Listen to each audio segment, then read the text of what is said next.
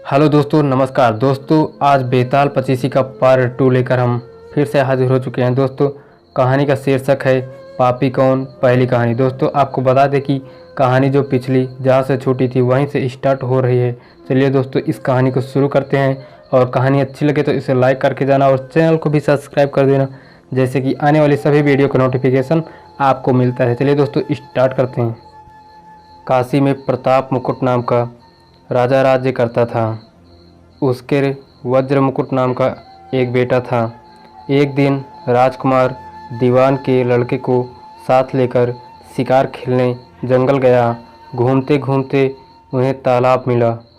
उसके पानी में कमल खिले थे और हंस किलोल कर रहे थे। किनारों पर घने पेड़ थे जिन पर पक्षी चहचहा रहे थे। दोनों मित्र वहां रुक गए और तालाब के पानी में हाथ मुंह धोकर ऊपर महादेव के मंदिर पर चढ़ गए। घोड़ों को उन्होंने मंदिर के बाहर बांध दिया। वो मंदिर में दर्शन करके बाहर आए तो देखते क्या हैं कि तालाब के किनारे राजकुमारी अपनी सहेलियों के साथ स्नान करने आई हैं। दीवान का लड़का तो वहीं एक पेड़ के नीचे बैठा रहा, पर राजकुमार से न रहा गया। वह आगे बढ़ गया। राजकुमारी ने उसकी ओर देखा तो वह उस पर मोहित हो गया। राजकुमारी भी उसकी तरफ देखती रही। फिर उसने किया क्या कि जूड़े में से कमल का फूल निकाला, कान से लगाया, दांत से कुतरा, पैर के नीचे दबाया और फिर छाती से लगा अपनी सखियों के साथ चली गई।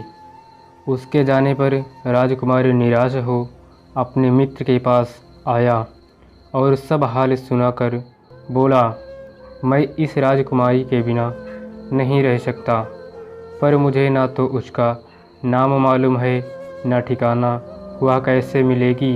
दीवान के लड़के ने कहा, राजकुमार आप इतना घबराइए नहीं, वह सब कुछ बता गई है। राजकुमार ने पूछा, कैसे? वह बोला, उसने कमल का फूल सिर से उतार कर कानों से लगाया तो उसने बताया कि मैं कर्नाटक की रहने वाली हूँ। दांत से कुतरा तो उसका मतलब था कि मैं दंतबाट राजा की बेटी हूँ। पाँव से दबाने का अर्थ था कि मेरा नाम पद्मावती है। और छाती से लगाकर उसने बताया कि तुम मेरे दिल में बस गए हो। इतना सुनना था कि राजकुमार खुशी से फूला उठा, बोला, अब मुझे कर्नाटक देश में ले चलो। दोनों मित्र वहाँ से चल दिए। घूमते फिरते सैर करते दोनों कई दिन बाद वहाँ पहुँचे। राजा के महल के पास गए तो एक बुढ़िया अपने द्वार पर बैठी चरखा काटती मिली। उसके पास जाकर दोनों घोड़ों से उतर पड़े और बोले, माई, हम सौदागर हैं, हमारा सामान पीछे आ रहा है, हमें रहने को थोड़ी जगह दे दो। उनकी खूबसूरती देखकर और बात सुनकर बुढ़िया के मन में ममता उमड़ गई। बोली, बेटा तुम्हारा घर है, जब तक जी में आए रहो। दोनों वहीं ठहर गए। दीवान के बेटे ने उससे पूछा, माई तुम क्या करते हो? तुम्हारे घर में कौन कौन है? तुम्हारी गुजर कैसे होती है? बुढ़िया ने जवाब दिया, बेटा मेरा एक बेटा है जो राजा की चाकरी में है।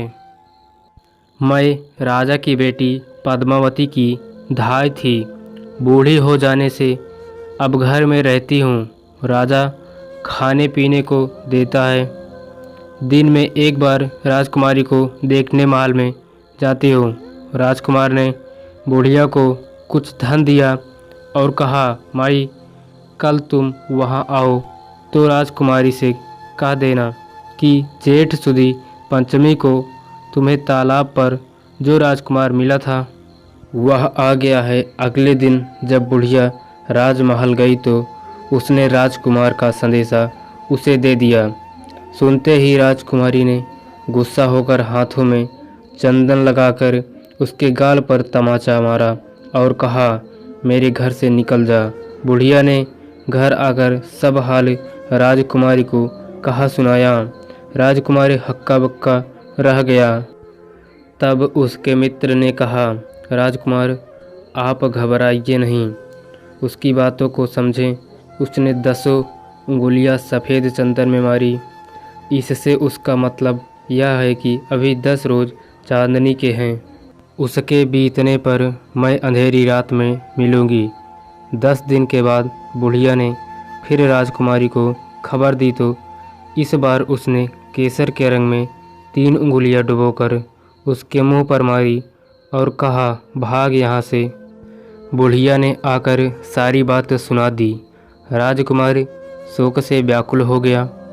दीवान के लड़के ने समझाया, इसमें हैरान होने की क्या बात है। उसने कहा है कि मुझे मासिक धर्म हो रहा है, 3 दिन और ठहरो। 3 दिन बीतने पर बुढ़िया फिर वहाँ पहुँची।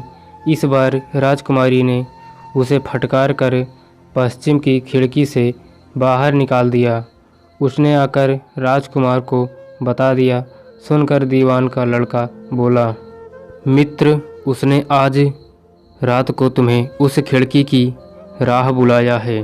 मारे खुशी के राजकुमार उछल पड़ा। समय आने पर उसने बुढ़िया की पोशाक पहनी, इत्र लगाया, हथियार बांधे। दोपहर रात बीतने पर वह महल में जा पहुंचा और खिड़की में से होकर अंदर पहुंच गया। राजकुमारी वहां तैयार खड़ी थी। वह उसे भीतर ले गई। अंदर के हाल देखकर राजकुमार की आंखें खुल गई। एक से एक बढ़कर चीज़ें थी। रात भर राजकुमार राजकुमारी के साथ रहा। जैसे ही दिन निकलने को आया कि राजकुमारी ने राजकुमार को छिपा दिया और रात होने पर फिर बाहर निकाल लिया। इस तरह कई दिन बीत गए। अचानक एक दिन राजकुमार को अपने मित्र की याद आई। उसे चिंता हुई कि पता नहीं उसका क्या हुआ होगा। उदास देखकर राजकुमारी ने कारण पूछा तो उसने बता दिया। बोला, वह मेरा बड़ा प्यारा दोस्त है, बड़ा चतुर है। उसकी होशियारी से ही तो तुम मुझे मिल पाई हो। राजकुमारी ने कहा, मैं उसके लिए बढ़िया बढ़िया भोजन बनाती हूँ। तुम उसे खिलाकर तसल्ली देकर लौट आना। खाना हाथ में लेकर राजकुमार अपने मित्र के पास पहुँचा। वे महीने भर से मिले नहीं थे। राजकुमार ने मिलने पर सारा हाल सुनाकर कहा कि राजकुमारी को मैंने तुम्हारी चतुराई की सारी बातें बता दी है, तभी तो उसने यह भोजन बनाकर भेजा है। दीवान का लड़का सोच में पड़ गया। उसने कहा, यह तुमने अच्छा नहीं किया। राजकुमारी समझ गई कि जब तक मैं हूँ वह तुम्हें अपने बस में नहीं रख सकती, इसलिए उसने इस खाने में जहर मिलाकर भेजा है। यह कहकर दीवान के लड़के ने थाली में से एक लड्डू उठाकर कुत्ते के आगे डाल दिया। खाते ही कुत्ता मर गया। राजकुमार को बड़ा बुरा लगा। उसने कहा, ऐसी स्त्री से भगवान बचाए, मैं अब उसके पास नहीं जाऊंगा। दीवान का बेटा बोला, नहीं, अब ऐसा उपाय करना चाहिए जिससे हम उसे घर ले चलें। आज रात को तुम वहाँ जाओ। जब राजकुमारी सो जाए तो उनकी बाईं जांघ पर त्रिशूल का निशान बनाकर उसके गहने लेकर चले आना। राजकुमार ने ऐसा ही किया।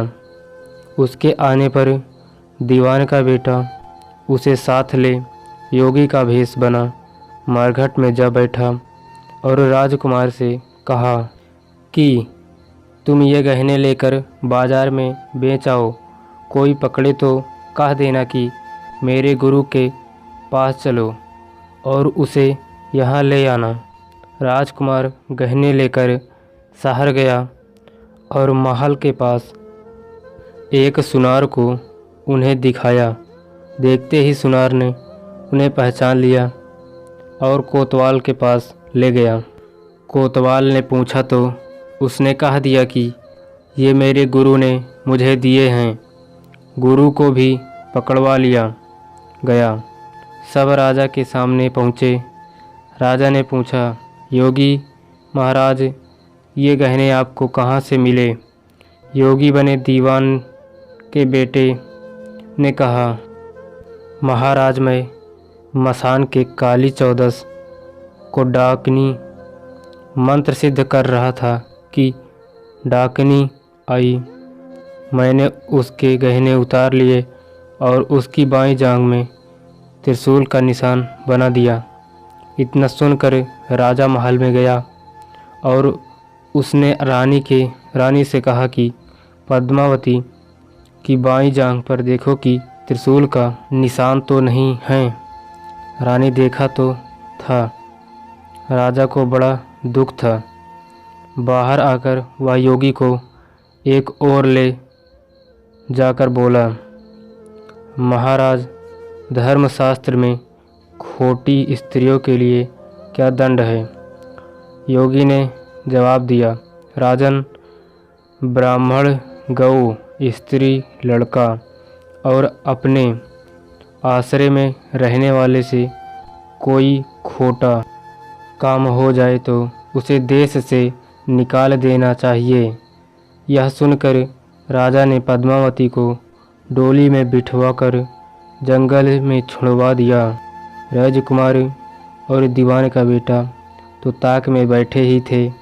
राजकुमारी को अकेली पाकर साथ ले अपने नगर में लौट आए और आनंद से रहने लगे। इतनी बात सुनकर बेताल बोला, राजन, यह बताओ कि पाप किसको लगा है? राजा ने कहा, पाप तो राजा को लगा है। दीवान के बेटे ने अपने स्वामी का काम किया। कोतवाल ने राजा को कहना माना और राजकुमार ने अपना मनोरथ सिद्ध किया। राजा ने पाप किया, जो बिना सोचे विचारे उसे देश से निकाल दिया। राजा का इतना कहना था कि बेताल फिर उसी पेड़ पर जा लटका। राजा वापस गया और बेताल को लेकर चल दिया। बेताल बोला, राजन, सुनो, एक कहानी और सुनाता हूँ। दोस्तों, आज की कहानी यहीं समाप्त होती है।